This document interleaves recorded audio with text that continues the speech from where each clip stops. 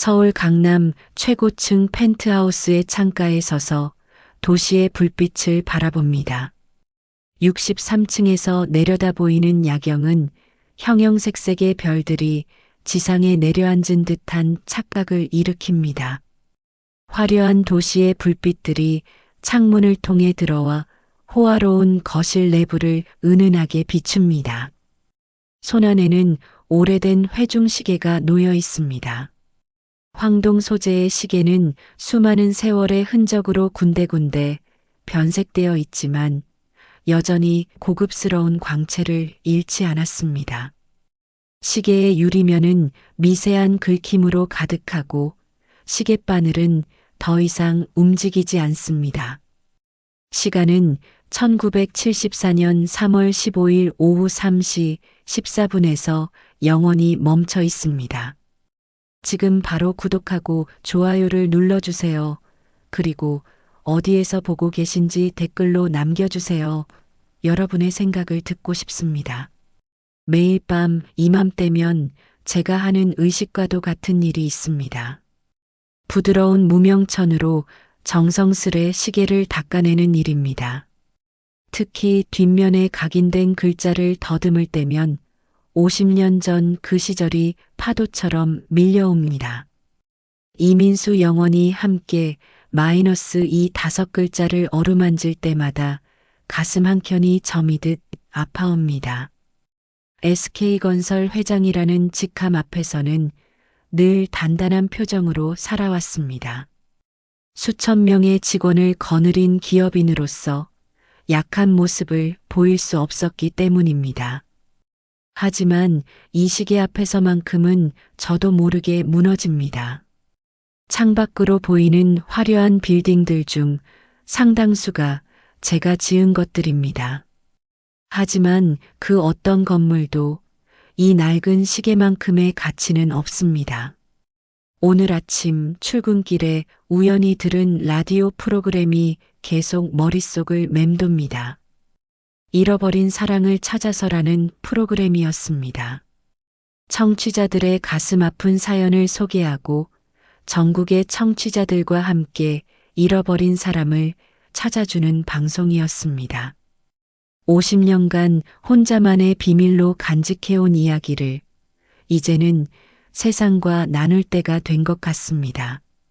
책상 앞에 앉아 만년필을 꺼냅니다. 고급 양피지 편지지를 펼쳐놓고 떨리는 손으로 첫 문장을 적어 내려가기 시작합니다. 1960년 봄 서울 종로구 개동의 좁은 골목길에서 시작된 이야기입니다. 창밖으로 달빛이 은은하게 스며듭니다. 오늘따라 유난히 달빛이 밝습니다. 마치 50년 전 그날처럼 말입니다. 이제 64년의 세월이 만들어낸 이야기를 풀어내려 합니다. 서울의 작은 골목길에서 시작된 한 소년의 첫사랑 이야기를, 그리고 그 사랑을 잃어버린 이야기를, 마지막으로 한 번 더 시계를 바라봅니다.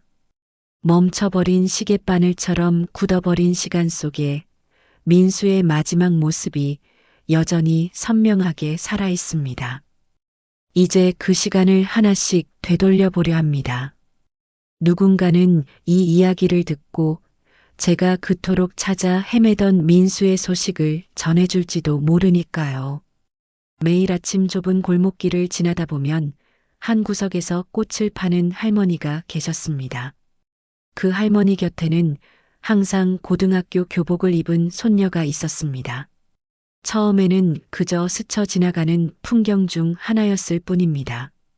양피지 위로 다시 만년필이 움직입니다. 까만 잉크가 하얀 종이 위에서 춤을 추듯 번져나갑니다. 그렇게 시작된 우리의 첫 만남을 글자 하나하나에 정성스레 담아냅니다. 어느 날 아침 평소보다 일찍 등교하던 길이었습니다. 꽃집 할머니가 안 보이고 손녀만 혼자 꽃을 정리하고 있었습니다. 무심코 발걸음을 멈추고 물었습니다. 할머니는 어디 계시냐고. 그때 처음 마주친 까만 눈동자가 지금도 선명합니다. 할머니가 편찮으시다는 말에 측은한 마음이 들어 꽃 한 송이를 샀습니다. 펜을 잠시 놓고 배경음악을 틀어둔 라디오를 바라봅니다. 자정을 알리는 뉴스 소리가 잠시 흘러나옵니다. 이제 곧 잃어버린 사랑을 찾아서라는 프로그램이 시작될 시간입니다. 제 이야기가 언제 방송될지는 모르지만 혹시라도 민수가 듣고 있을지 모른다는 생각에 가슴이 설렙니다. 그날 이후로 매일 아침 꽃을 한 송이씩 사기 시작했습니다. 처음에는 할머니를 돕고 싶은 마음뿐이었는데 어느새 그곳에 있는 민수를 보기 위해 일부러 더 일찍 동교하게 되었습니다. 봄비가 내리는 날에도 늦은 봄의 더운 날씨에도 그렇게 우리의 아침은 계속되었습니다. 시계를 보니 자정이 훌쩍 넘었습니다. 하지만 이제 막 시작입니다. 50년간 가슴속에 묻어두었던 이야기를 써내려가기 시작했을 뿐입니다. 창밖 야경은 여전히 반짝이고 도시의 밤은 깊어만 갑니다. 이제 그 시절, 우리의 이야기가 본격적으로 시작되던 순간으로 돌아가 보려 합니다. 꽃을 사러 가는 발걸음이 점점 가벼워졌습니다. 매일 아침 민수는 할머니와 함께 꽃을 정리하고 있었습니다. 할머니는 들꽃과 제철꽃으로 소박한 꽃바구니를 만드셨고 민수는 그 옆에서 꽃을 다듬고 포장하는 일을 도왔습니다. 할머니의 손끝에서 피어나는 꽃바구니는 비록 화려하지는 않았지만 소박하고 정겨운 아름다움이 있었습니다. 잠시 펜을 멈추고 책상 서랍을 엽니다. 오래된 앨범 하나를 꺼내 조심스레 페이지를 넘깁니다. 그 사이에 말린 꽃 한 송이가 있습니다.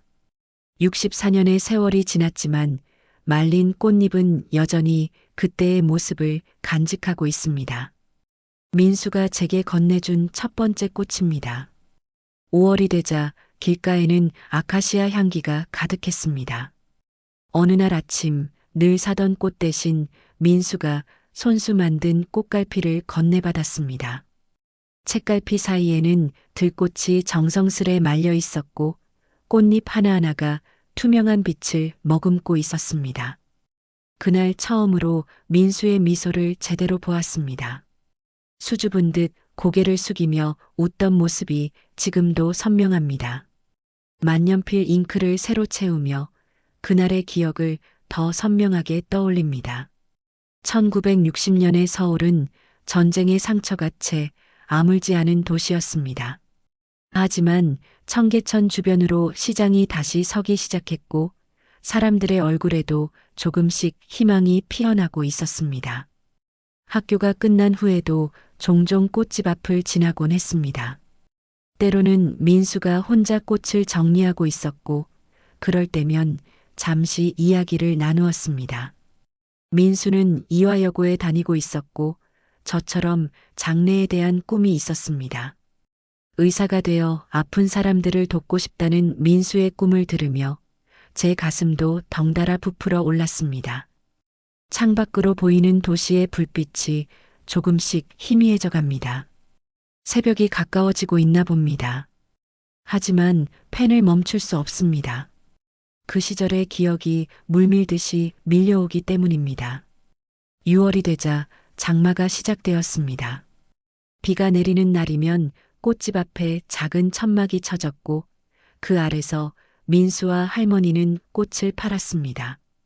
어느 비 오는 날 처음으로 용기를 내어 우산을 같이 쓰고 민수를 집까지 바래다 주었습니다. 좁은 골목길을 걸으며 나눈 이야기는 짧았지만 그날의 빗소리와 발걸음 소리는 지금도 귓가에 맴돕니다. 양피지 위로 잉크가 천천히 스며듭니다. 그렇게 우리의 봄은 여름으로 접어들었습니다. 아직도 이야기할 것이 많이 남았습니다. 그의 여름의 이야기, 그리고 우리가 나누었던 소소한 일상의 순간들까지 라디오 프로그램에 보낼 편지는 점점 더 길어지고 있습니다. 하지만 50년 동안 간직해온 이야기인 만큼 하나도 놓치지 않고 써내려가고 싶습니다. 1960년 7월 서울은 전례 없는 무더위에 휩싸였습니다. 개동 골목의 돌담에서는 뜨거운 열기가 피어올랐고 지나가는 사람들의 발걸음도 한층 느려졌습니다.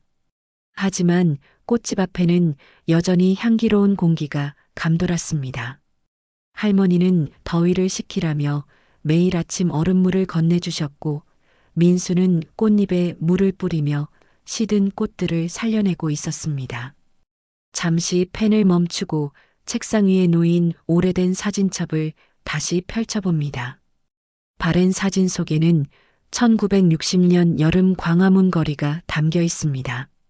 4.19 혁명이 지나간 뒤에 서울은 낡고 지쳐 있었지만 동시에 새로운 희망으로 가득 차 있었습니다. 더운 여름날 민수는 처음으로 자신의 꿈에 대해 구체적으로 이야기했습니다.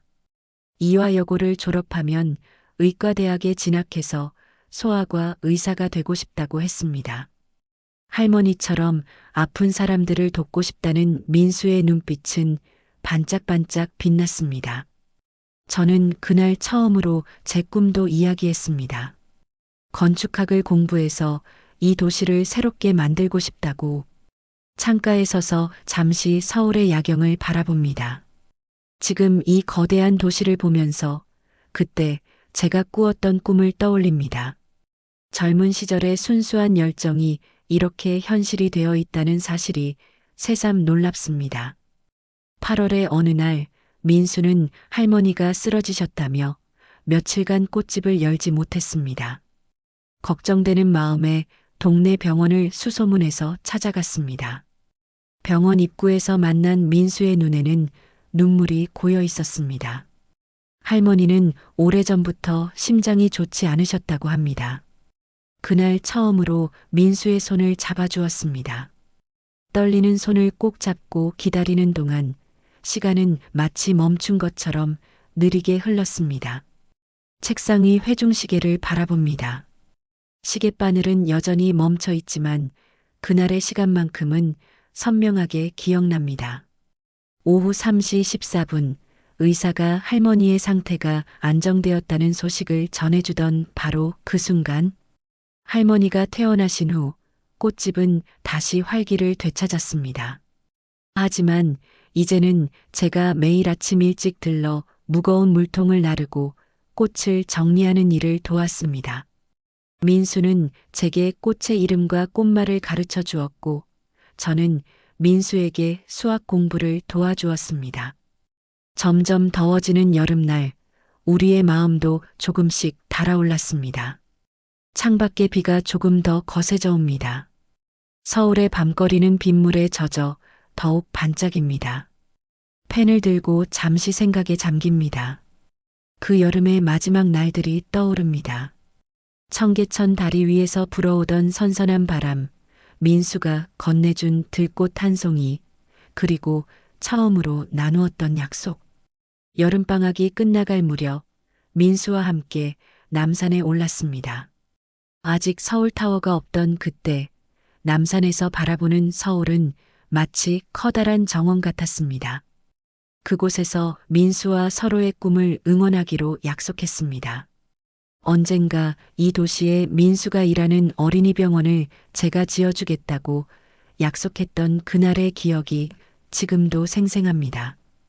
추석이 다가오던 어느 날 민수는 처음으로 슬픈 표정을 지었습니다. 할머니의 병원비 때문에 의대 진학이 어려울 것 같다는 이야기였습니다. 저는 그날 처음으로 아버지의 철물점에서 받은 월급을 전부 꺼내 민수에게 건네려 했습니다. 하지만 민수는 고개를 저으며 울었습니다. 창밖으로 날이 밝아오는 모습을 바라봅니다. 64년 전 그날 민수의 눈물을 닦아주지 못하고 멍하니 서 있었던 제 자신이 떠오릅니다. 지금도 그때를 생각하면 가슴이 먹먹해집니다. 그날 이후 민수는 아침에도 학교 시간에도 꽃집에서 보이지 않았습니다.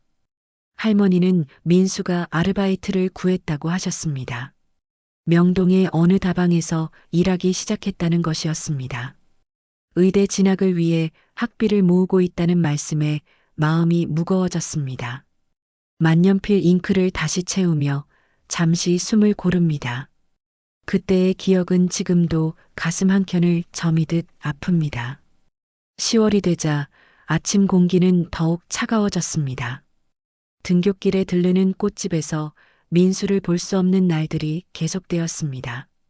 할머니는 민수가 새벽부터 다방에서 일하고 학교에 다녀와서 다시 늦게까지 일한다고 하셨습니다. 주말에도 쉬지 않고 일한다는 말씀에 발걸음이 떨어지지 않았습니다. 어느 일요일 용기를 내어 명동을 찾았습니다. 여러 다방을 돌아다닌 끝에 마침내 민수를 찾았습니다. 하얀 앞치마를 두르고 분주히 움직이는 모습이 안쓰러웠습니다. 민수는 제가 찾아온 것을 보고 놀란 듯 했지만 곧 따뜻한 미소를 지어 보였습니다. 책상 위의 시계를 물끄러미 바라봅니다. 그날 민수가 건네준 시계.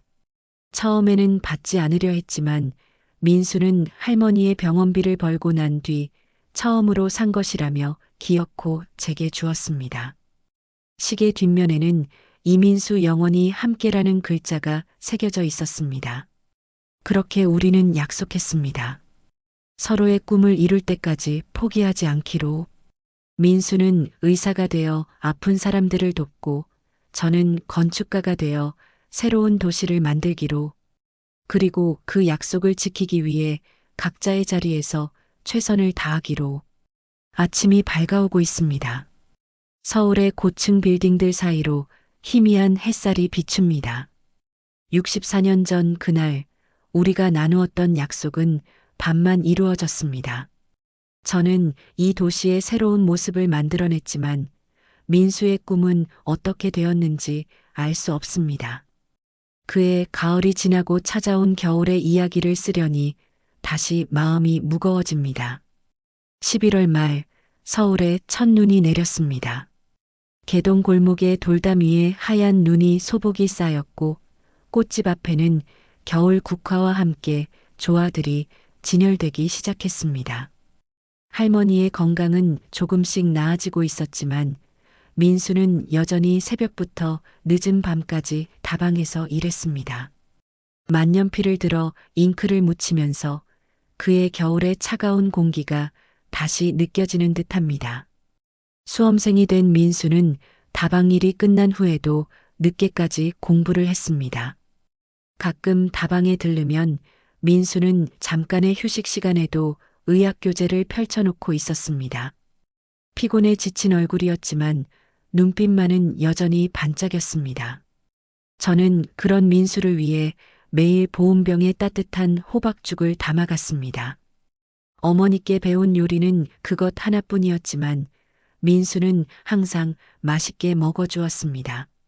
창밖으로 시선을 돌리니 아침 러시아워가 시작되고 있습니다. 64년이 지난 지금도 이 도시는 매일 아침 분주히 움직입니다. 하지만 그때의 서울은 달랐습니다. 12월이 되자 한강이 꽁꽁 얼었고 거리에는 연탄을 나르는 리어카 소리가 끊이지 않았습니다. 학교를 마치면 매일 명동으로 향했습니다. 다방 주인은 저를 못마땅하게 바라보았지만 민수가 일하는 모습을 지켜보는 것만으로도 위로가 되었습니다. 양피지 위로 까만 잉크가 천천히 번져나갑니다.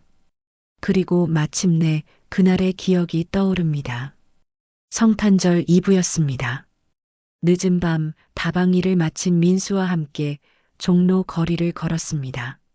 하늘에서는 한방눈이 내리고 있었고 거리에는 캐럴이 울려 퍼졌습니다.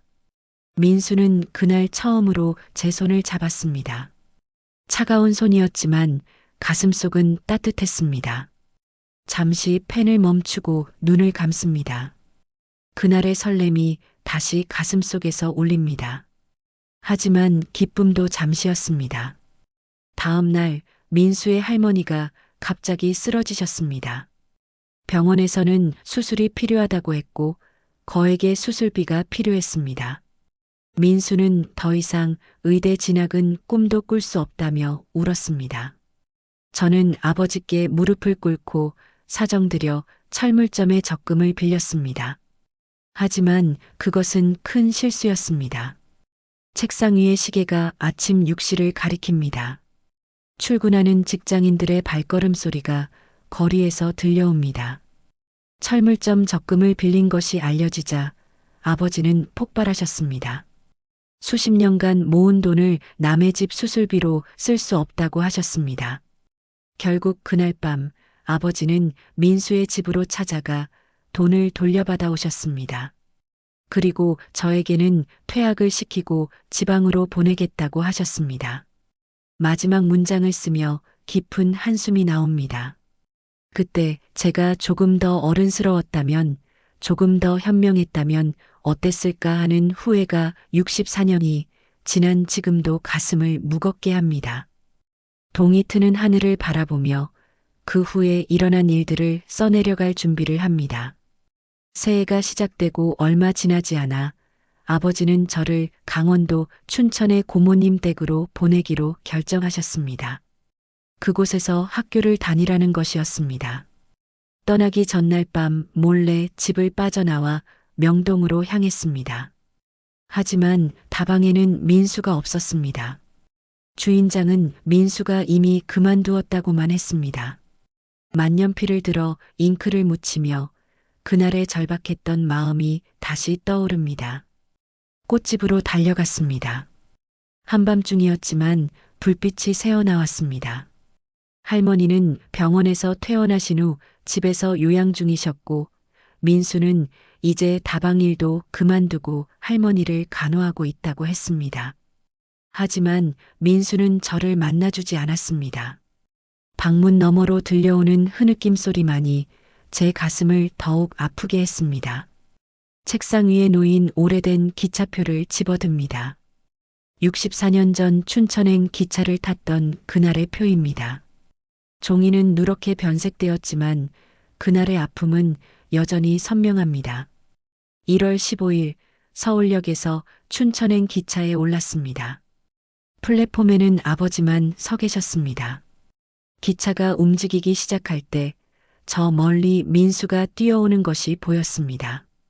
창문을 두드리는 소리, 무언가를 외치는 소리가 들렸지만 기차는 이미 속도를 내고 있었습니다. 달리는 기차 창문에 비친 민수의 모습이 점점 작아져 갔습니다. 잠시 펜을 멈추고 깊은 숨을 내쉽니다. 그날 이후의 기억을 써내려가는 것은 더욱 고통스럽습니다. 춘천에서의 생활이 시작되었습니다. 매일 아침 고모님의 구멍가게를 돕고 새로운 학교에 다녔습니다. 하지만 마음은 항상 서울에 가 있었습니다. 편지를 수없이 썼지만 고모님은 모든 편지를 검사하셨고 한 통도 보내지 못했습니다. 아버지의 지시였다고 했습니다. 창밖으로 아침 햇살이 더욱 밝아집니다.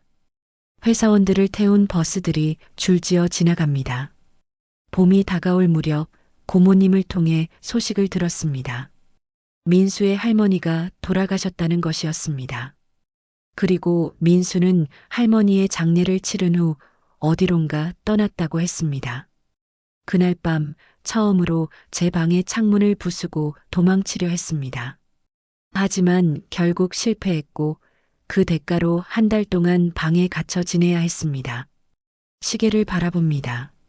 아침 7시 직원들이 하나 둘 사무실에 출근하기 시작할 시간입니다. 하지만 이 이야기는 아직 끝나지 않았습니다. 4월이 되어서야 서울로 돌아올 수 있었습니다. 아버지는 제가 정신을 차렸다고 판단하신 것 같았습니다. 하지만 돌아온 개동은 이미 많이 변해 있었습니다. 꽃집은 문을 닫았고 민수에 대해 아는 사람은 아무도 없었습니다. 남은 것은 시계뿐이었습니다. 민수가 준 이 시계만이 그 모든 것이 꿈이 아니었다는 것을 증명해주는 유일한 증거였습니다. 펜을 놓고 잠시 눈을 감습니다. 아침의 도시 소음이 점점 커져갑니다. 64년이라는 세월이 흘렀지만 그때의 아픔은 여전히 생생합니다. 이제 이야기는 그 후의 시간들로 이어집니다. 제가 건축학도가 되어 미국 유학을 떠나게 된 이야기, 그리고 그 긴 시간 동안 민수를 찾아 헤맸던 이야기들로 1961년 가을 서울대학교 건축학과에 입학했습니다. 아버지는 제가 공부에 전념하는 모습에 만족하셨습니다.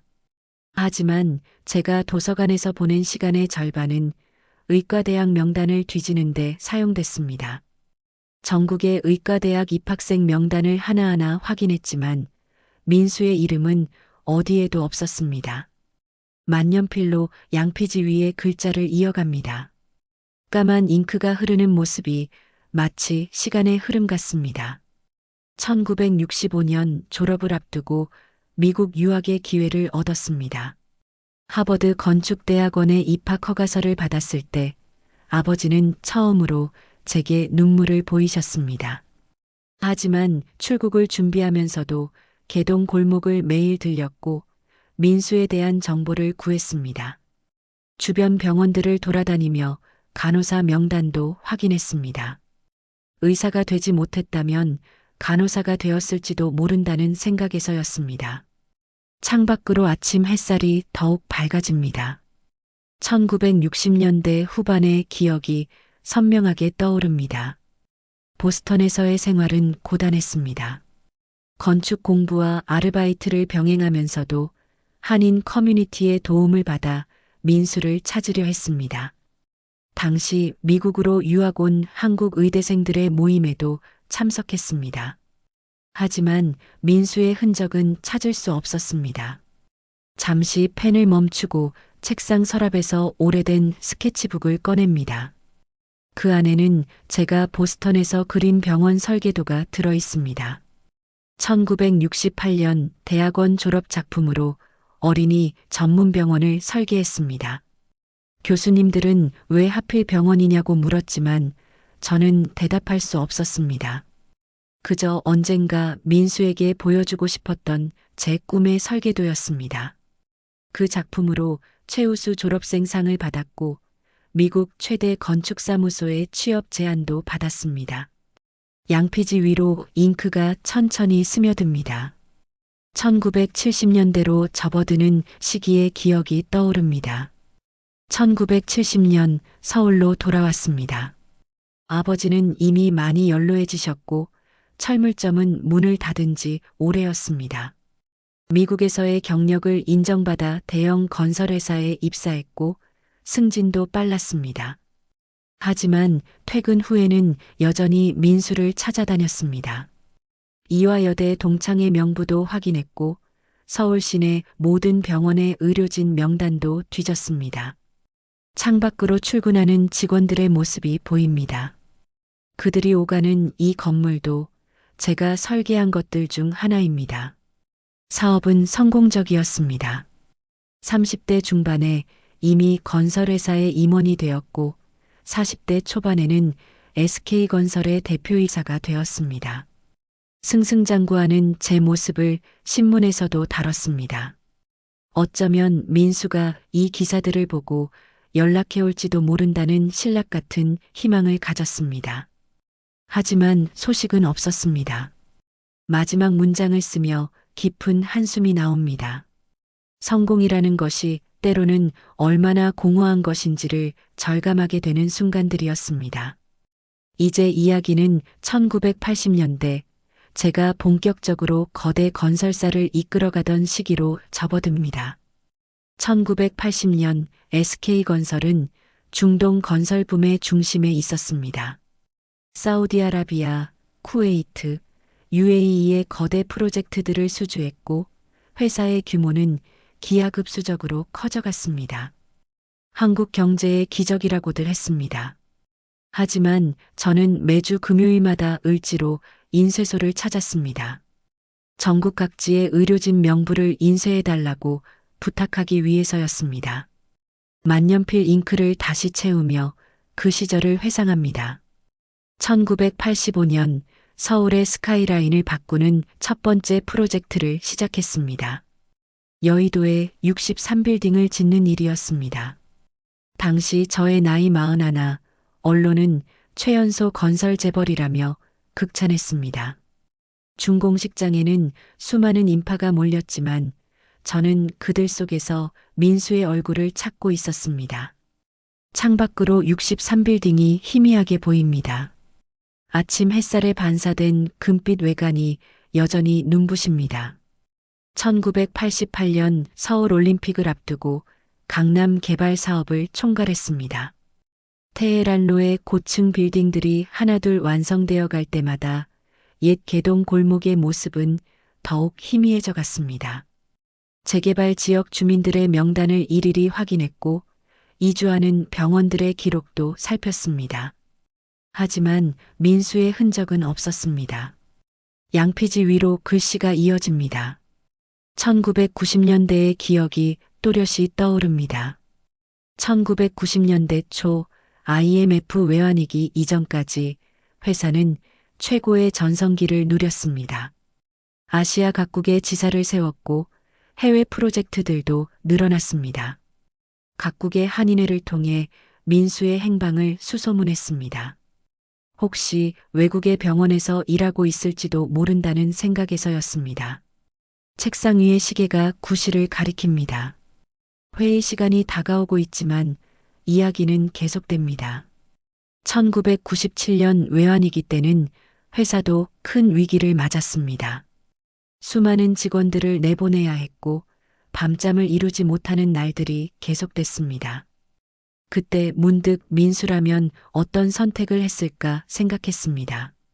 결국 저는 직원들의 고용을 최대한 유지하는 쪽을 선택했고 개인 재산을 담보로 회사를 살렸습니다. 창밖으로 햇살이 쏟아집니다. 2000년대의 기억으로 넘어갑니다. 2000년대에 들어서며 회사는 완전히 회복했고 더욱 큰 성장을 이뤘습니다. 하지만 나이가 들수록 민수를 찾는 일은 더욱 절실해졌습니다. 개인 심부름 센터를 차렸고 전국의 요양병원과 의원들을 조사했습니다. 민수가 의사의 꿈을 이루지 못했다면 아마도 의료계 어딘가에서 일하고 있을 거라 생각했기 때문입니다. 마지막 문장을 쓰며 잠시 눈을 감습니다. 대한민국 최고의 건설 재벌이 된 후에도 매일 밤 이 시계를 보며 보냈던 시간들이 떠오릅니다. 이제 이야기는 현재 2024년으로 이어집니다.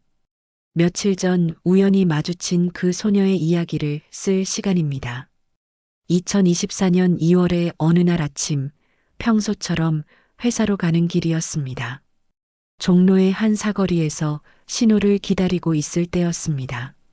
한 소녀가 차 창문을 두드렸습니다. 15살 정도로 보이는 소녀는 할머니의 수술비가 필요하다며 꽃을 팔고 있었습니다. 만년필이 양피지 위를 다시 움직입니다. 그날의 기억이 선명하게 떠오릅니다. 처음에는 그저 도움이 필요한 소녀라고만 생각했습니다. 하지만 소녀의 눈동자가 민수와 너무나 닮아 있었습니다. 같은 반짝임, 같은 결연한 의지가 담겨 있었습니다. 차에서 내려 이야기를 나누었고 할머니의 이야기를 들었습니다. 심장 수술이 필요하다는 말에 가슴이 떨렸습니다. 창밖으로 시선을 돌립니다. 아침의 서울이 더욱 선명하게 보입니다. 순간적인 감정에 사로잡혀 제가 항상 차고 다니던 이 회중시계를 소녀에게 건넸습니다. 오래된 시계지만 꾀값 나가는 것이니 도움이 될 거라고 말했습니다. 그때 소녀가 한 말이 저를 얼어붙게 했습니다. 우리 할머니 것과 똑같은 시계네요. 그리고 시계 뒷면의 각인을 보더니 소녀의 눈이 커졌습니다. 잠시 펜을 멈추고 깊은 숨을 내쉽니다. 그 순간의 격정이 다시 가슴속에서 일렁입니다. 소녀는 할머니도 똑같은 시계를 가지고 있다고 했습니다. 뒷면에 새겨진 글자도 같다고 했습니다. 이민수 영원히 함께 마이너스 그 말을 듣는 순간 온 세상이 멈춘 것 같았습니다. 하지만 그 순간의 충격으로 정신을 잃었고 깨어났을 때 소녀는 이미 사라지고 없었습니다. 시계를 바라봅니다. 아침 10시를 가리키고 있습니다. 소녀는 떠나면서 한마디를 남겼다고 합니다. 할머니한테 이야기해 드릴게요. 그 말을 전해 들은 후 저는 모든 일정을 취소했습니다. 비서들에게 소녀의 행방을 찾으라고 지시했고 병원들을 수소문하기 시작했습니다. 64년 만에 찾은 실마리를 놓칠 수 없었습니다. 양피지의 마지막 장에 다다릅니다. 떨리는 손으로 마지막 문장들을 적어내려갑니다. 지금 이 편지를 쓰고 있는 이 순간에도 저의 비서들은 서울 시내의 모든 병원을 수소문하고 있습니다. 어쩌면 이 라디오 방송을 통해 그 소녀가 저의 이야기를 들을지도 모릅니다. 아니면 민수가 직접 듣게 될지도 모릅니다. 64년이라는 긴 시간이 흘렀지만 제 마음속의 시계는 여전히 그날에 멈춰 있습니다. 이제는 늙어버린 모습이지만 민수를 다시 만난다면 하고 싶은 이야기가 있습니다. 꿈을 이루지 못해 미안하다고, 그리고 그 꿈을 아직도 이루고 싶다면 제가 도와주고 싶다고, 민수에게 보여주고 싶은 것이 있습니다. 제가 설계한 새로운 어린이 병원입니다. 민수의 오랜 꿈이었던 그 병원을 우리가 함께 만들었으면 좋겠습니다. 마지막 문장을 쓰며 창밖을 바라봅니다. 서울의 아침이 더욱 밝아지고 있습니다. 어쩌면 오늘 그 소녀가 다시 나타날지도 모릅니다.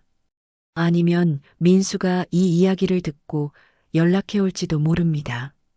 64년 동안 멈춰있던 시계가 다시 움직이기 시작할지도 모릅니다. 두 번째 사연입니다. 부산 해운대의 고급 아파트 창가에 앉아 있습니다.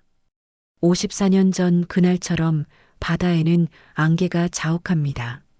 손끝으로 낡은 바이올린 활을 어루만지며 라디오에 잃어버린 사랑을 찾아서 프로그램을 위한 사연을 써내려가기 시작합니다. 책상 위에는 오래된 바이올린 활이 놓여 있습니다. 활의 나무 손잡이 부분에는 영원한 우리의 음악을 위해 마이너스 윤지연이라는 글자가 새겨져 있습니다. 현재 대우조선해양 회장이라는 직함이 무색하게도 매일 밤 이 바이올린 활을 보며 그날의 기억을 더듬곤 합니다. 1970년 봄 저는 25살의 젊은 조선소 기술자였습니다. 부산 영도조선소의 설계팀에서 일하던 시절 매일 아침 조선소로 가는 길에 한 음악 소리가 들려왔습니다. 영도다리 근처 작은 음악학원에서 흘러나오는 바이올린 소리였습니다. 처음에는 그저 지나가는 음악이었습니다. 하지만 차차 그 선율이 제 발걸음을 붙잡기 시작했습니다. 바흐의 에어안지 스트링이었습니다. 매일 아침 같은 시간, 같은 곡이 연주되었습니다. 창가에 비치는 여인의 모습도 보였습니다. 검은 교복을 입은 여학생들을 가르치는 모습이었습니다. 이제는 주름진 손으로 만년필을 들어 그때의 이야기를 적어내려갑니다. 창밖으로는 마린시티의 화려한 야경이 펼쳐져 있지만 제 기억 속에는 여전히 1970년 영도의 좁은 골목길과 낡은 음악학원이 선명합니다. 매일 아침 그 음악 소리를 듣던 청년은 이제 79살의 노인이 되었습니다. 하지만 지연의 바이올린 소리만큼은 시간이 멈춘 것처럼 생생합니다. 젊은 시절 조선소 기술자의 꿈과 음악을 사랑한 그녀의 이야기를 이제야 세상에 들려주려 합니다. 라디오에서 자정을 알리는 뉴스가 흐릅니다. 이제 곧 시작될 잃어버린 사랑을 찾아서 프로그램을 통해 지연을 찾을 수 있을까요? 54년 전 그날의 이야기를 시작하려 합니다. 영도다리 난간에 기대어 바이올린을 연주하던 20살의 지연을 처음 만났던 그 봄날의 이야기를 만년필로 양피지 위에 글자를 이어갑니다. 54년 전 봄날의 기억이 서서히 되살아납니다. 1970년 부산의 봄은 지금과는 사뭇 달랐습니다. 조선소의 쇳소리와 갈매기 울음소리가 뒤섞인 항구 도시의 아침, 그 속에서 울려 퍼지던 바이올린 선율이 지금도 귓가에 맴돕니다. 4월의 어느 아침이었습니다. 평소처럼 영도 다리를 건너던 중 익숙한 바이올린 소리가 들려왔습니다. 하지만 그날은 달랐습니다. 음악 소리가 학원에서가 아닌 다리 위에서 들려왔기 때문입니다. 새벽 안개가 자욱한 다리 난간 앞에서 한 여인이 바이올린을 연주하고 있었습니다. 잠시 펜을 멈추고 그날의 광경을 떠올립니다. 안개 속에서 검은 원피스를 입고 바이올린을 켜던 모습은 마치 한 폭의 그림처럼 선명합니다. 처음에는 그저 지나치려 했습니다. 하지만 연주되는 곡이 달랐습니다. 매일 아침 학원에서 들리던 바흐가 아닌 차이코프스키의 바이올린 협주곡이었습니다. 발걸음을 멈추고 그 연주에 귀를 기울였습니다. 잔잔한 바다와 새벽 안개, 그리고 바이올린 선율이 만들어내는 광경은 지금도 잊을 수 없습니다. 창밖으로 보이는 부산항의 불빛들이 반짝입니다. 1970년의 부산항은 지금과는 비교할 수 없이 소박했지만 활기만큼은 지금보다 더했던 것 같습니다. 연주가 끝나고 박수를 쳤더니 지연은 놀란 듯 뒤를 돌아보았습니다. 그제야 알았습니다. 매일 아침 학원에서 보이던 그 선생님이 바로 지연이었다는 것을. 처음 마주친 지연의 눈동자에는 수줍음과 당혹감, 그리고 음악에 대한 열정이 깃들어 있었습니다. 만년필 잉크를 다시 채우며 그날의 대화를 떠올립니다. 지연은 음악학원에서 일하며 틈틈이 연습한다고 했습니다. 언젠가 유럽에서 공부하는 것이 꿈이라고.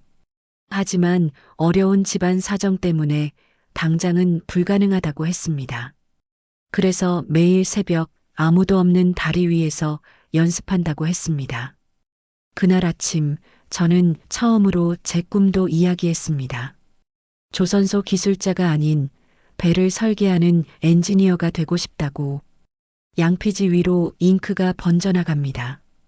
첫 만남의 설렘이 글자 속에 스며듭니다. 그날 이후로 저의 출근 시간은 조금씩 빨라졌습니다. 지연의 새벽 연주를 듣기 위해서였습니다.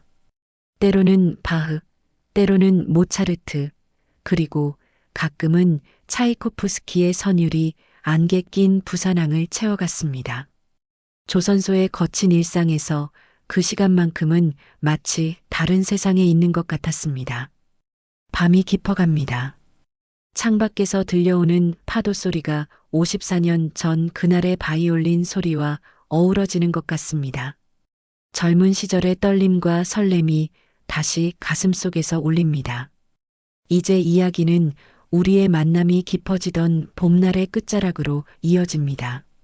마린시티의 불빛이 깊어가는 밤을 밝힙니다.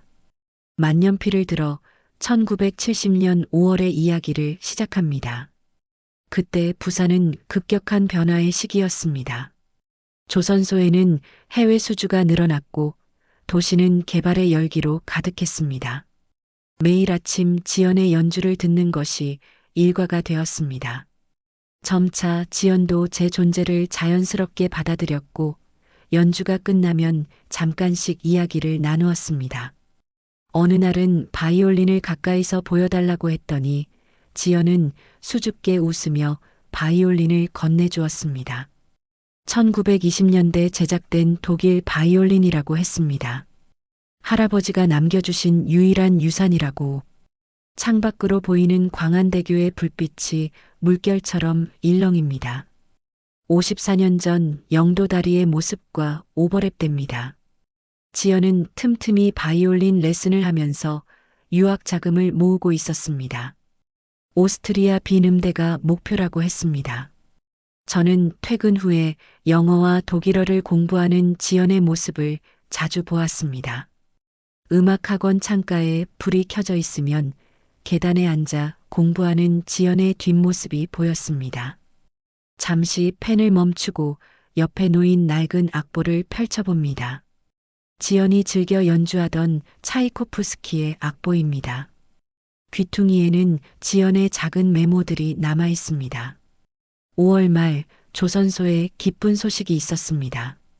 일본 가와사키 중공업과의 기술 제휴가 성사된 것입니다. 우수 사원들을 기술 연수차 일본으로 보내기로 했고 저도 그 명단에 포함되었습니다. 1년간의 연수 기회였습니다. 기뻐하며 지연에게 이 소식을 전했습니다. 하지만 지연의 반응은 제가 예상한 것과는 달랐습니다. 양피지 위로 잉크가 천천히 스며듭니다. 그날의 무거웠던 공기가 다시 느껴지는 듯합니다. 지연은 처음으로 자신의 사정을 털어놓았습니다. 할아버지의 바이올린을 팔아야 할지도 모른다고, 동생의 대학 학비와 어머니의 병원비를 감당하기 어려워졌다고 했습니다. 유학은 이미 포기했다며 바이올린 선생님이라는 직업도 나쁘지 않다고 했습니다. 하지만 목소리는 떨리고 있었고 눈가에는 눈물이 고여 있었습니다. 창가에 비치는 제 모습이 흐릿하게 보입니다. 그날 저녁 비가 내리기 시작했던 것을 기억합니다. 충동적인 결정이었는지도 모릅니다. 저는 일본 연수를 포기하겠다고 했습니다. 대신 그 기간의 급여를 미리 받아 지연에게 전해주고 싶다고 했습니다. 하지만 지연은 단호하게 거절했습니다. 그리고 며칠 후 지연의 새벽 연주는 들리지 않게 되었습니다.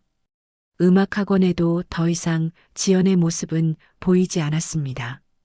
밤하늘에 비가 내리기 시작합니다. 54년 전 그날처럼 차가운 봄비입니다. 지연이 사라진 후 영도 다리에는 아침 안개만이 남았습니다.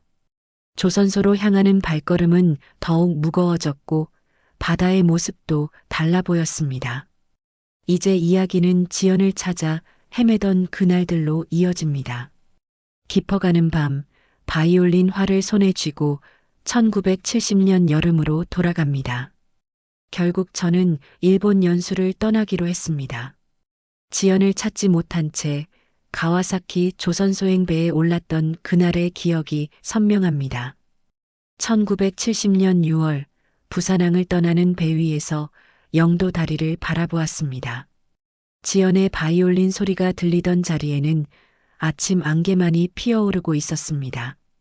한 달 동안 수소문해 보았지만 지연의 흔적은 찾을 수 없었습니다. 음악학원 원장은 지연이 사직서도 없이 그만두었다고만 했습니다.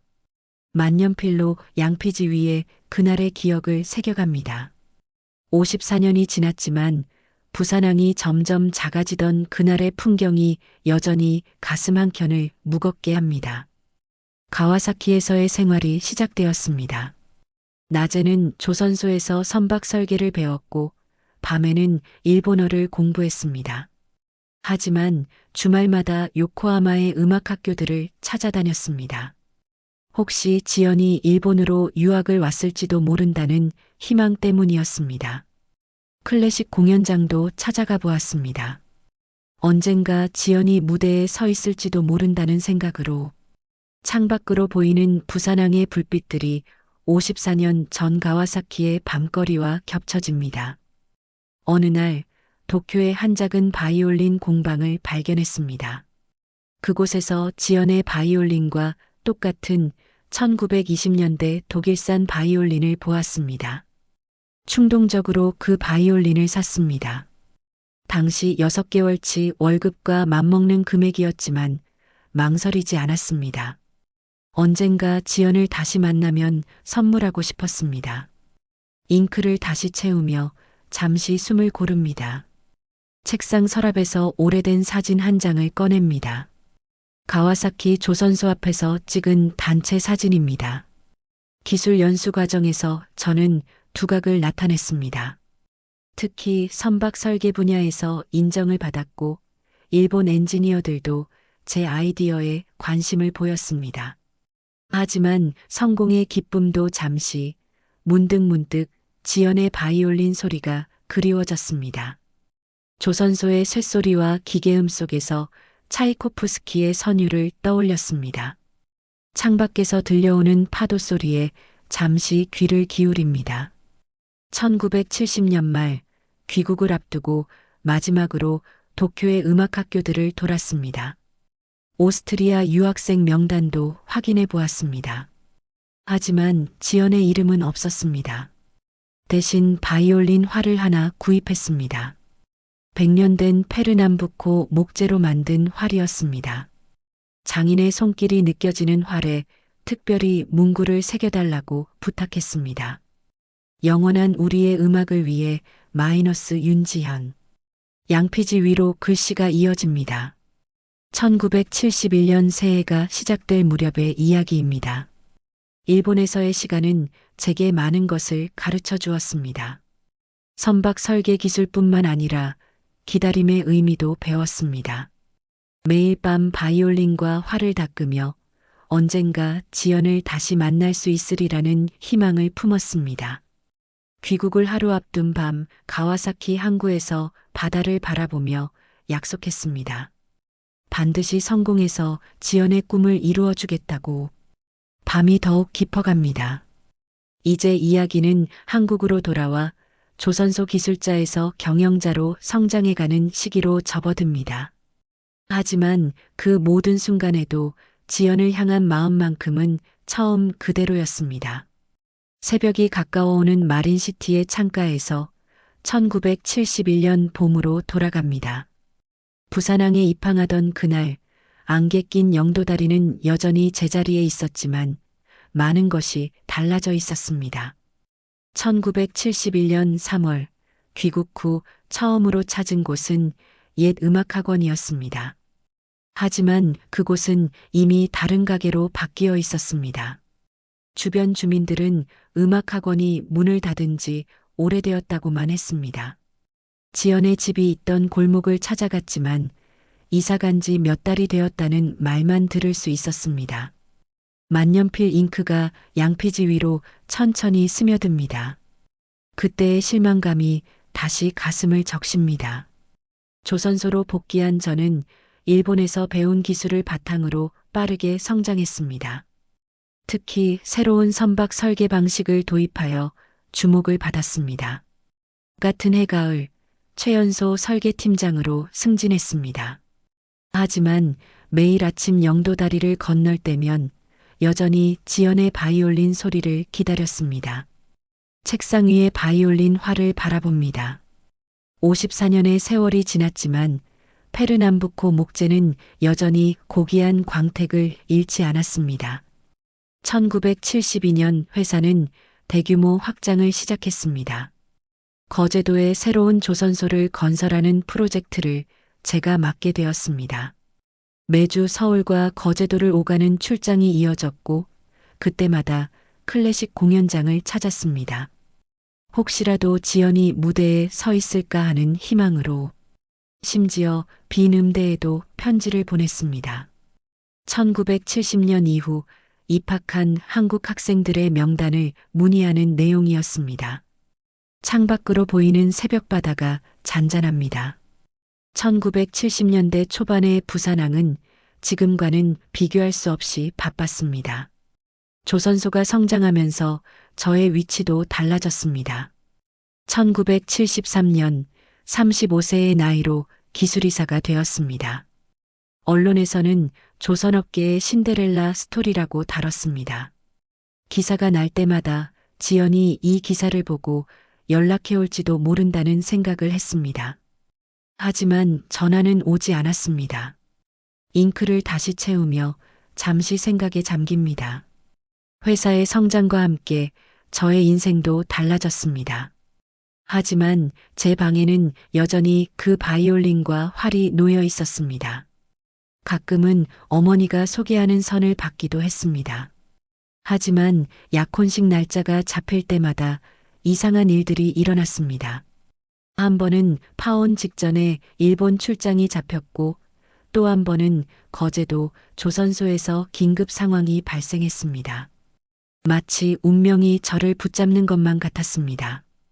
창가에 기대어 서서 새벽바다를 바라봅니다. 1974년 봄 오스트리아 빈에서 한 소식이 날아왔습니다. 3년 전에 보냈던 문의에 대한 답장이었습니다. 1970년부터 1973년까지 입학한 한국 학생들의 명단이었습니다.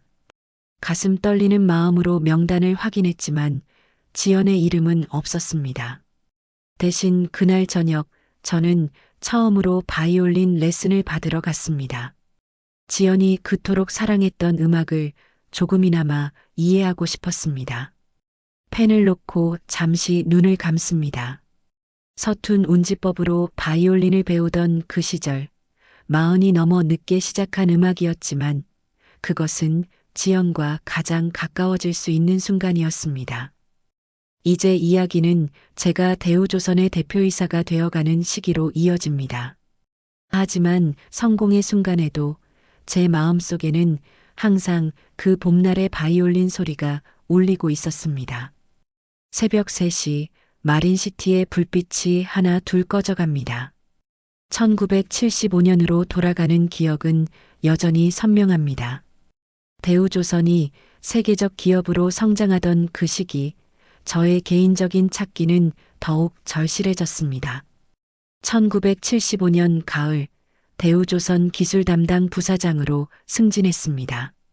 회사는 급격히 성장했고, 거제도 옥포만에는 세계 최대 규모의 조선소가 들어서기 시작했습니다. 언론은 조선 입국을 이야기했고, 해외 바이어들이 줄을 이었습니다.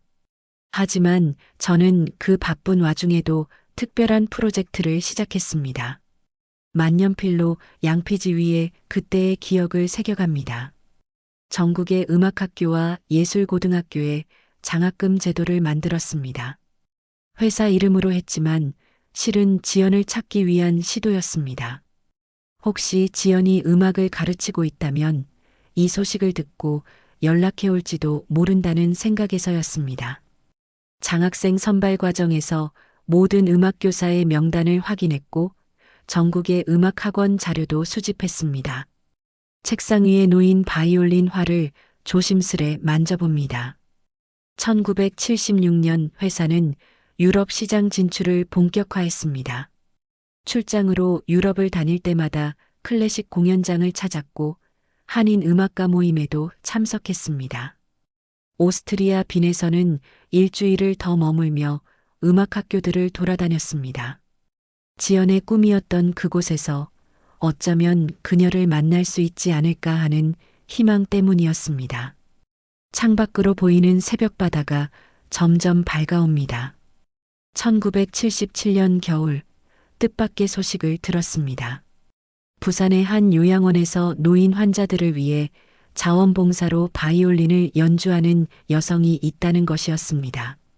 한 걸음에 부산으로 달려갔지만 그곳에서 만난 사람은 지연이 아니었습니다. 하지만 그날 이후 전국의 요양원과 병원에도 음악 봉사 프로그램을 후원하기 시작했습니다. 잉크를 다시 채우며 1978년의 기억으로 들어갑니다. 회사가 대형 유조선 수주에 성공하면서 세계적 주목을 받았습니다. 언론의 스포트라이트가 집중될 때마다 저는 그 관심을 지연을 찾는 데 활용했습니다. 인터뷰에서 클래식 음악에 대한 애정을 자주 언급했고 회사 로비에는 클래식 공연장을 만들었습니다. 매주 금요일 저녁마다 열리는 음악회는 곧 지역의 명소가 되었습니다. 창가에 서서 떠오르는 태양을 바라봅니다. 1979년 대우조선은 아시아 최대 조선소로 성장했습니다. 저는 최연소 사장이 되었고 경영진들은 결혼을 종용했습니다. 하지만 제 사무실 한켠에는 여전히 그 바이올린과 활이 놓여 있었습니다. 주말이면 혼자 사무실에서 바이올린을 켰습니다. 서툰 실력이었지만 그 시간만큼은 지연과 가장 가까이 있는 것 같았습니다. 양피지 위로 마지막 문장을 적어 내려갑니다. 1980년대로 접어들며 회사는 더욱 커졌지만 제 마음속의 빈자리는 여전했습니다. 성공이 주는 공허함을 달래기 위해 더 많은 음악회를 열었고 더 많은 장학금을 만들었습니다. 그리고 마침내 1981년 운명처럼 찾아온 한 소식이 저의 인생을 다시 한번 뒤흔들어 놓았습니다. 새벽녘 동쪽 하늘이 밝아오기 시작합니다. 1981년의 그날처럼 말입니다. 당시 저는 독일 함부르크의 한 호텔 방에 머물고 있었습니다. 유럽 조선소들과의 기술 제휴 계약을 위한 출장이었습니다. 1981년 3월 함부르크 출장의 마지막 날이었습니다. 다음 날 아침 일찍 비행기를 타야 했기에 서둘러 짐을 정리하고 있었습니다. 그때 호텔 프론트에서 전화가 왔습니다. 한국에서 급한 연락이 왔다는 것이었습니다. 베를린 필하모닉 오케스트라의 제2바이올리니스트 중에 한국인이 있다는 소식이었습니다. 만년필로 양피지 위에 그날의 설렘을 담아냅니다. 망설임 없이 다음 비행기를 베를린행으로 바꾸었습니다. 베를린 필하모닉 사무실을 찾아갔지만 그날은 마침 휴일이었습니다. 하루를 더 묵기로 하고 호텔에서 뜬 눈으로 밤을 새웠습니다. 지연의 꿈이었던 유럽 무대, 그곳에서 그녀를 만날 수 있다는 생각에 가슴이 터질 것만 같았습니다. 창밖으로 보이는 새벽바다가 점점 선명해집니다. 다음 날 아침 일찍 베를린 필하모닉을 다시 찾았습니다. 한국인 바이올리니스트를 만날 수 있었지만 그것은 지연이 아닌 다른 연주자였습니다. 하지만 그 실망은 오래가지 않았습니다. 그 연주자가 들려준 이야기 때문이었습니다. 1970년대 초반 빈에서 공부하던 한국인 여학생의 이야기였습니다. 잉크를 다시 채우며 그날의 대화를 떠올립니다. 그 학생은 1971년 봄에 빈 음대 입학을 준비하던 중이었다고 합니다. 하지만 갑자기 자취를 감추었고 소문에 의하면 미국으로 떠났다고 했습니다. 특이한 점은 그 학생이 1920년대 제작된 독일 바이올린을 가지고 있었다는 것이었습니다. 가문의 유산이라고 했다는 그 이야기를 듣는 순간 온몸에 전율이 흘렀습니다. 책상 위에 바이올린 활을 바라봅니다. 베를린에서 바로 빈으로 향했습니다. 1971년의 음악학교 기록을 찾아보았지만 정확한 정보는 남아있지 않았습니다. 다만 당시 한인 교회의 노목사님이 기억하는 것이 있었습니다. 그 학생이 미국 보스턴의 음악학교로 편입하기 위해 서류를 준비했다는 것이었습니다. 창가에 기대어 서서 떠오르는 아침 해를 바라봅니다. 그렇게 지연을 찾는 여정은 새로운 전환점을 맞이했습니다. 이제는 미국으로 눈을 돌려야 했습니다. 보스턴의 모든 음악학교를 수소문하기 시작했고 미국 전역의 한인 음악가 네트워크를 통해 정보를 모았습니다. 회사의 미국 지사 설립도 서둘러 추진했습니다. 비즈니스상의 필요도 있었지만 사실은 지연을 찾기 위한 거점이 필요했기 때문입니다. 마지막 문장을 쓰며 잠시 눈을 감습니다. 귀국 후 저는 회사 내에 문화재단을 설립했습니다. 표면적으로는 예술인 지원이 목적이었지만 실제로는 지연을 찾기 위한 또 다른 시도였습니다. 매년 수백 명의 음악 장학생을 선발했고 해외 유학생들의 네트워크도 만들었습니다. 1981년에 그 단서는 희미했지만 제게는 11년 만에 찾은 가장 큰 희망이었습니다. 해가 떠오르기 시작하는 마린시티의 창가에서 1982년에 보스턴으로 돌아갑니다. 뉴잉글랜드 음악원의 붉은 벽돌 건물을 처음 마주하던 그날의 기억이 선명합니다. 1982년 봄 대우조선 미국 지사 설립을 위해 보스턴에 도착했습니다. 회사는 이미 세계 3위의 조선소로 성장해 있었고 미국 진출은 자연스러운 수순이었습니다. 하지만 제 마음속에는 다른 목적이 더 컸습니다. 10년 전 지연이 이곳에서 공부했을지도 모른다는 희망 때문이었습니다. 만년필 잉크가 양피지 위로 스며듭니다. 보스턴의 모든 음악학교를 찾아다녔습니다. 버클리 음대, 뉴잉글랜드 음악원, 보스턴 음악원까지 1971년부터 1975년까지의 모든 입학 기록을 확인했습니다. 한국인 유학생 명단을 일일이 대조했고 당시 교수들도 만났습니다. 흔적은 희미했지만 한 가지 특이한 점을 발견했습니다. 창밖으로 부산항의 새벽 풍경이 펼쳐집니다. 1972년 뉴잉글랜드 음악원에 입학한 한국인 학생이 있었습니다. 이름은 달랐지만 사용하던 바이올린이 1920년대 독일산이었다는 기록이 있었습니다.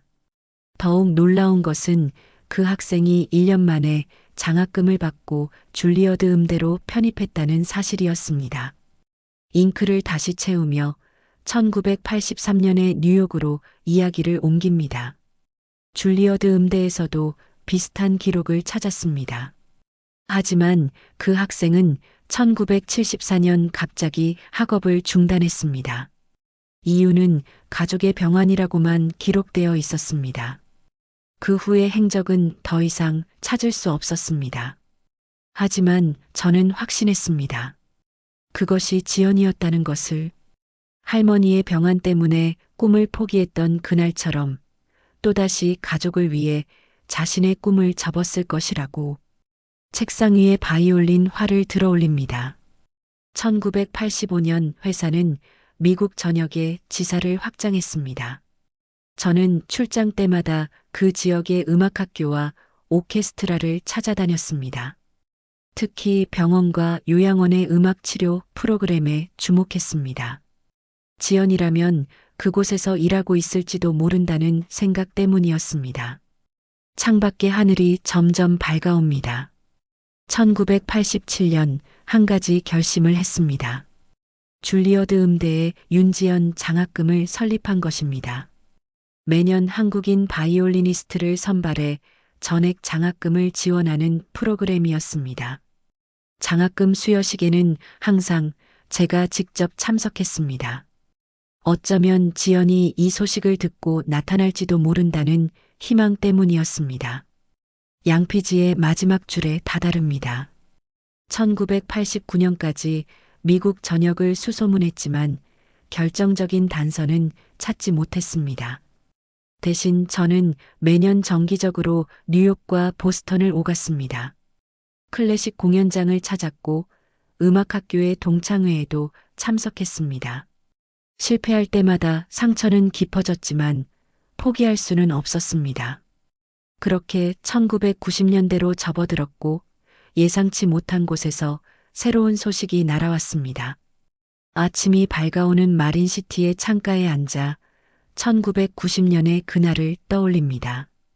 캐나다 밴쿠버의 한 작은 병원에서 날아온 편지 한 통이 모든 것을 바꿔놓았습니다. 1990년 겨울 회사 비서가 특별한 편지 한 통을 들고 왔습니다. 밴쿠버 종합병원의 음악치료실에서 보낸 것이었습니다. 편지에는 1970년대 중반부터 그곳에서 일하던 한국인 음악치료사의 이야기가 담겨 있었습니다. 그녀는 줄리어드 음대 출신이었고 1920년대 제작된 독일 바이올린을 가지고 있었다고 했습니다. 만년필로 양피지 위에 그때의 떨림을 새깁니다. 즉시 밴쿠버행 비행기에 올랐습니다. 하지만 도착했을 때는 이미 늦었습니다. 그 음악 치료사는 2년 전 은퇴를 하고 다른 곳으로 이주했다고 했습니다. 다만 한 가지 놀라운 사실을 알게 되었습니다. 그녀가 매주 한 번씩 노인병원에서 자원봉사로 바이올린을 연주했다는 것, 그리고 연주 곡목 중에는 항상 차이코프스키의 바이올린 협주곡이 있었다는 것입니다. 창밖으로 보이는 부산항의 아침 풍경이 1990년대의 기억과 겹쳐집니다. 1992년 캐나다 전역의 한인회를 통해 수소문을 시작했습니다. 회사의 캐나다 지사도 설립했고 토론토와 밴쿠버를 오가며 찾아다녔습니다. 그러던 중 또 다른 소식을 들었습니다. 그 음악 치료사가 몬트리올의 한 음악학교에서 잠시 강의를 했다는 것이었습니다. 잉크를 다시 채우며 1994년의 기억으로 들어갑니다. 몬트리올에서는 더욱 구체적인 정보를 얻을 수 있었습니다. 그녀의 강의를 들었던 학생들은 그녀가 종종 한국의 이야기를 했다고 합니다. 특히 부산의 한 다리에서 매일 아침 연주를 했던 이야기를 자주 했다고 합니다. 하지만 그녀는 그곳에서도 1년 만에 떠났고 이번에는 유럽으로 향했다는 소문뿐이었습니다. 책상 위에 바이올린 활을 바라봅니다. 1996년 저는 전 세계의 음악 치료 센터들과 네트워크를 구축했습니다. 회사의 문화재단을 통해 음악 치료 프로그램을 후원했고 매년 국제 심포지엄도 개최했습니다. 표면적으로는 기업의 사회 공헌이었지만 실제로는 지연을 찾기 위한 또 다른 시도였습니다. 창가에 비치는 아침 햇살이 점점 밝아집니다. 1998년 IMF 외환위기 때도 저는 음악 프로그램만큼은 축소하지 않았습니다. 오히려 더 확대했습니다. 특히 노인 의료시설의 음악 치료 프로그램에 많은 투자를 했습니다. 어쩌면 지연도 그곳에서 일하고 있을지 모른다는 생각 때문이었습니다. 마지막 문장을 적어 내려갑니다. 2000년대로 접어들며 찾기의 방식은 더욱 체계화되었습니다.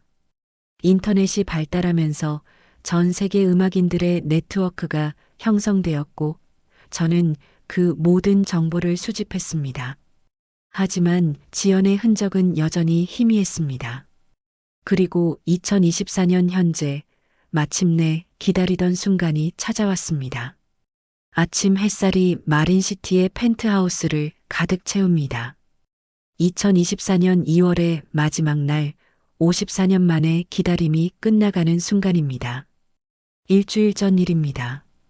부산대학교 병원의 노인병동에서 열리는 음악회에 초대를 받았습니다. 회사 문화재단이 후원하는 정기음악회였기에 평소처럼 특별한 기대 없이 참석했습니다. 하지만 그날은 달랐습니다. 무대에 오른 고등학생 바이올리니스트가 연주한 곡이 차이코프스키의 바이올린 협주곡이었기 때문입니다. 만년필이 떨리는 손끝으로 양피지 위를 움직입니다. 그 소녀의 바이올린은 낡았지만 고풍스러웠습니다. 1920년대 독일에서 제작된 것이 분명해 보였습니다. 연주가 끝나고 소녀에게 다가갔습니다. 바이올린에 대해 물었더니 할머니가 물려주신 것이라고 했습니다. 할머니는 이 병원의 음악 치료사였지만 지금은 환자로 누워 계시다고 했습니다. 창밖으로 보이는 부산항에 아침 안개가 피어오릅니다. 소녀의 안내를 받아 병실로 향했습니다. 창가에 놓인 침대에는 한 노인이 누워 있었습니다.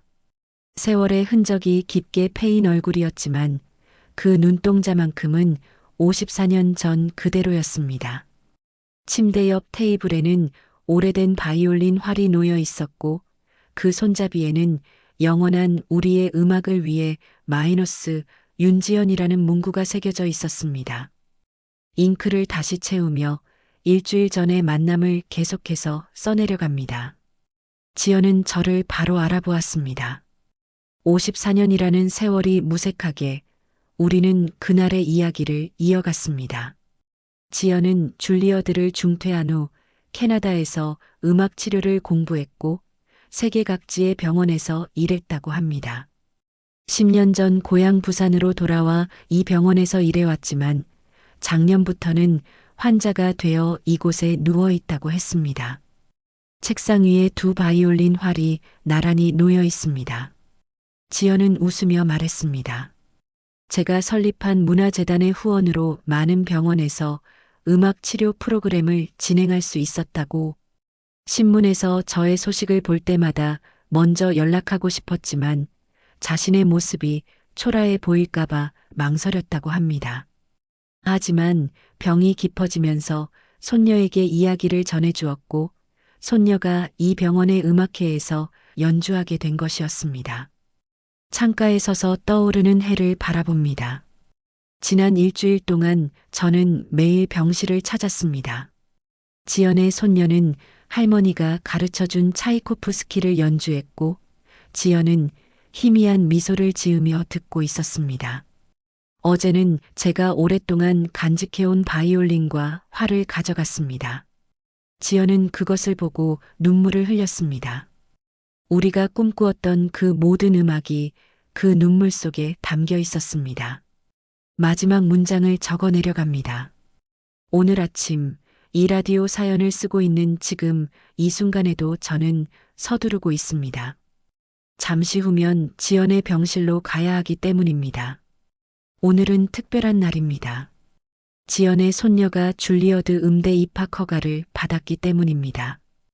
54년 전 이루지 못한 꿈을 이제는 손녀를 통해 이루게 된 것입니다. 라디오를 듣고 계신 여러분, 저의 이야기는 여기서 끝이 아닙니다. 이제부터가 진정한 시작입니다. 지연과 함께 새로운 음악을 만들어갈 시간, 그리고 그녀의 손녀가 이뤄갈 꿈의 이야기가 시작되는 것입니다.